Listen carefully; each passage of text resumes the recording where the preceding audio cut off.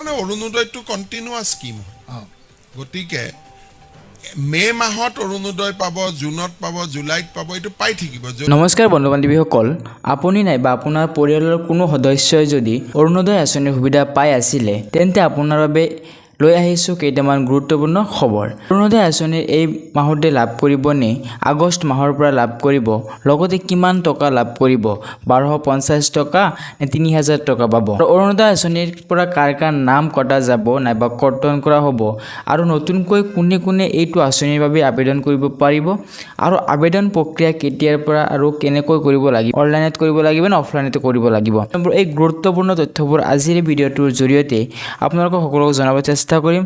So ভিডিঅ'টো অকণ skip নকৰি শেষলৈ চাই থাকিব। বন্ধু বান্ধৱীসকল, আপুনি নিশ্চয় আগতে শুনিছে অসমৰ মুখ্যমন্ত্ৰী ডাঙৰীয়াই ইতিমধ্যে ঘোষণা কৰিছে যে অৰুণোদয় আঁচনিৰ প্ৰত্যেক মাহতে নিৰন্তৰভাৱে নিৰ্দিষ্ট তাৰিখ অৰ্থাৎ প্ৰত্যেক মাহৰ 10 তাৰিখতে আপোনালোকৰ অসমৰ আই মাতৃসকলৰ একাউণ্টত 1250 টকাকৈ সোমাই আছিল আৰু সোমাই থাকিব।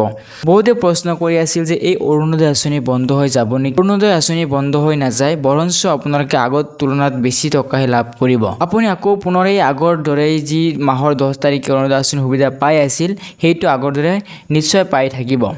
এইটো ঠিক যে আপোনালোকে এইটো সুবিধা পোৱাৰ কাৰণে আপোনালোকে আৰু দুটামান মাহ অপেক্ষা কৰিব লাগিব, কাৰণ কেইদিনমান আগত ইতিমধ্যে অসমৰ মুখ্যমন্ত্ৰী ডাঙৰীয়াই ঘোষণা কৰিছে যে অসমত বাজেট অধিৱেশন নাইবা বাজেট নথকাৰ বাবে যি অসম চৰকাৰৰ যি চৰকাৰী প্ৰতিটো আঁচনি ইতিমধ্যে বন্ধ হৈ আছে সেইটো অসমৰ মুখ্যমন্ত্ৰী ডাঙৰীয়াই বা অসম চৰকাৰে দিব পৰা নাই। আমি ইতিমধ্যে মুখ্যমন্ত্ৰী ডাঙৰীয়াই ঘোষণা কৰিছে যে অহা মাহৰ অৰ্থাৎ জুলাই মাহত বাজেট অধিৱেশন হ'ব আৰু বাজেট দাখিলৰ পিছতে অৰ্থাৎ আগষ্ট মাহৰ পৰা আপোনালোকে এই আগৰ দৰে আপোনালোকে অৰুণোদয় আঁচনিৰ লগতে অসম চৰকাৰৰ যি বিভিন্ন ধৰণৰ আঁচনিৰ সুবিধাসমূহ পাই আছিলে তেওঁলোকে আপোনালোকে পাই থাকিব। আগৰ দৰে যেতিয়া প্ৰতিটো মাহৰ প্ৰত্যেক মাহৰ 10 তাৰিখে অৰুণোদয় আঁচনিৰ সুবিধা পাই আছিল, ঠিক এতিয়াও আপোনালোকে এই 10 তাৰিখতে পাব, অৰ্থাৎ আগষ্ট মাহৰ 10 তাৰিখৰ পৰা আপোনালোকে এই নিৰন্তৰভাৱে এই পুনৰ আগৰ দৰে আপোনালোকে এই আঁচনিৰ সুবিধাসমূহ লাভ কৰিব।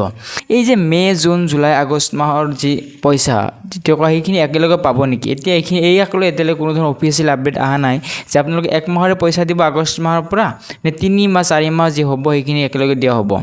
এইখিনিলৈ এতিয়ালৈ কোনো আপডেট হোৱা নাই। যদি এতিয়ালৈকে বাজেট অধিৱেশন শেষ হোৱাৰ পিছতে ইয়ালৈ এটা অফিচিয়েল আপডেট আহিবলৈ আমি ইতিমধ্যে শুনা পাইছোঁ। অৰুণোদয় আঁচনিৰ টকা 1250 টকা ইতিমধ্যে সকলোৱে পাই আছিলে, এইটো 1250 টকা বৃদ্ধি কৰি 3000 টকাকৈ দিব নেকি, এইটো হ'লে বহুতৰে প্ৰশ্ন বা সকলোৱে এইটো প্ৰশ্ন সুধি থাকে যে 3000 টকা দিব নে 1250 টকা দিব।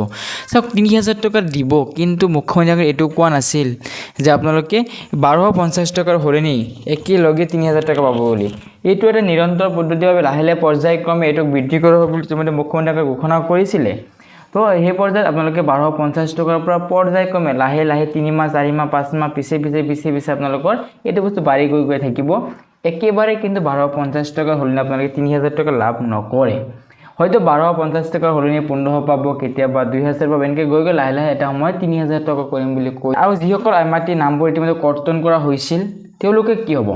এতিয়া যিসকল আই মাতৃৰ নামবোৰ কৰ্তন কৰা হৈছিল তেওঁলোকে যদি যোগ্য হিতাধিকাৰী আছিল তেওঁলোকক পুনৰ ভেৰিফিকেশ্যন কৰি তেওঁলোকৰ নামবোৰ আকৌ এই অৰুণোদয় আঁচনি হিতাধিকাৰীত অন্তৰ্ভুক্ত কৰিবলৈ অসম চৰকাৰে পদক্ষেপ ল'ব। লগতে যিসকল আই মাতৃয়ে ইতিমধ্যে অৰুণোদয় আঁচনিৰ সুবিধা পোৱা নাই কিন্তু যোগ্য হয় তেওঁলোককো এই আঁচনি আওতালৈ অনা হ'ব ইতিমধ্যে অসমৰ মুখ্যমন্ত্ৰীয়ে ঘোষণা কৰিছে। এতিয়া এই আঁচনি আগষ্ট মাহৰ 10 তাৰিখৰ আগত বা বাজেট অধিৱেশন হৈ যোৱাৰ পিছতে আপোনালোকক হয়তো আৰু নতুনকৈ ফৰ্ম দিয়া হ'ব, য'ত আপোনালোক প্ৰতিটো সমষ্টিৰ পৰা 10,000কৈ নতুন এপ্লিকেণ্ট এই আঁচনিৰ আওতালৈ আনিব। এই অৰুণোদয় আঁচনিৰ কাৰণে আপোনালোক কোনো অফলাইনত এপ্লাই কৰা নহ'ব আৰু তাতে আপোনালোকক পঞ্চায়তৰ ফালৰ পৰা ফৰ্ম দিয়া হ'ব। সেই ফৰ্মবোৰ ফিল আপ কৰি আপোনালোকে নতুনকৈ জমা দিব লাগিব। তাৰপিছত আপোনালোকে আঁচনিৰ যি সুবিধা এই সুবিধাসমূহ আপোনালোকে পাই থাকিবলৈ লাভ কৰিব। আজি এইখিনি আছিল গুৰুত্বপূৰ্ণ তথ্যবোৰ। যদি ইয়াৰ উপৰি আপোনালোকে কিবা জানিবলগীয়া আছে আপোনালোকে নিশ্চয় কমেণ্ট কৰিব, তাত নিশ্চয় আপোনালোকৰ প্ৰতিটো কমেণ্টৰ ৰিপ্লাই দিবলৈ চেষ্টা কৰিম।